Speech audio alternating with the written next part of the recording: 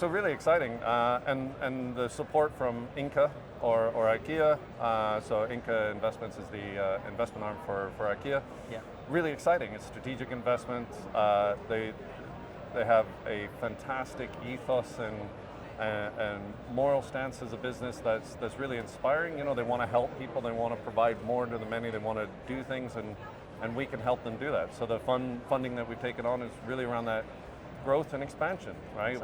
We want to provide a credit score for the world. We want to leverage bank data, which is now this big trend, right? Yes, of course, yeah. Lots of people. We support over 45 countries already, which is already a good start. Yeah. But we want to take that data and really empower people, either consumers or businesses with it, and create a global credit score that works anywhere in the world. And I think if we can do that, we've had that positive impact that we aspire to, right? It's a great purpose to be behind, and it's a purpose that aligns with our partners like IKEA. Fantastic. No, great to hear, and I wish you all the best with it as well. Thank you very much.